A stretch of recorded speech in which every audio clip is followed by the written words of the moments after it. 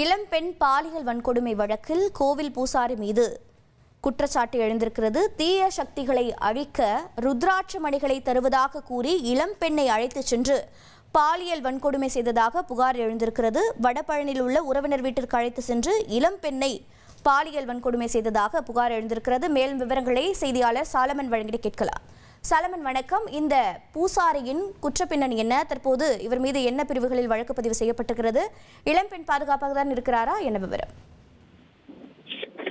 பள்ளிக்கரணையை சேர்ந்த 27 வயதான இளம்பெண் ஒருவர் அங்கு இருக்கக்கூடிய பள்ளிக்கரணையில் இருக்கக்கூடிய ஒரு கோயிலுக்கு சென்று வந்திருக்கிறார்.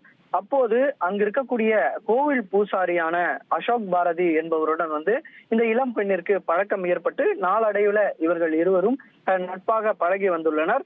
இந்த நிலையில இளம் பெண்ணிடம் தீய சக்திகளை அழிக்க ருத்ராட்ச மணிகளை தான் வழங்குவதாக கூறி அந்த கோவில் பூசாரி வடபழனியில இருக்கக்கூடிய அந்த கோயில் அருகே இருக்கக்கூடிய அவரது உறவினர் வீட்டிற்கு கடந்த சில நாட்களுக்கு முன்னதாக அழைத்து சென்றுள்ளார்.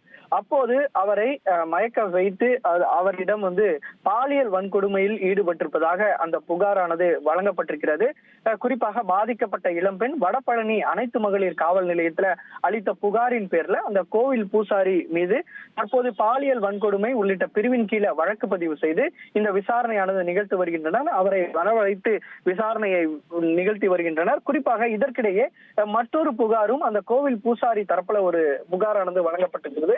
அதாவது தான் பாலியல் வன்கொடுமை செய்யப்பட்ட போது அப்போது அந்த இளம் பெண்ணோட கணவர் தன்னை புகைப்படம் எடுத்து 10 லட்சம் ரூபாய் தருமாறு கோவில் பூசாரியை மிரட்டி இருப்பதாகவும் அந்த கோவில் பூசாரி தரப்புல ஒரு புகாரானது அந்த காவல் நிலையத்தில் வழங்கப்பட்டிருக்கு. அது குறித்தும் சிஎஸ்ஆர் வழங்கப்பட்டு இந்த விசாரணையை முடக்கி விட்டுள்ளனர். குறிப்பாக இந்த சம்பவம் தெரிந்ததா நிகழ்ந்ததா அல்லது வேறு ஏதேனும் காரணம் உள்ளதா உள்ளிட்ட பல்வேறு கோணங்கள்ல வடபழனி அனைத்து மகளிர் போலீசார் தீவிர விசாரணையில ஈடுபட்டு வருகின்றனர். தந்தி டிவியின் சப்ஸ்கிரைபர்ஸ் அண்ட் ஃபாலோவர்ஸ் குடும்பத்துல நீங்களும் இணையுங்க.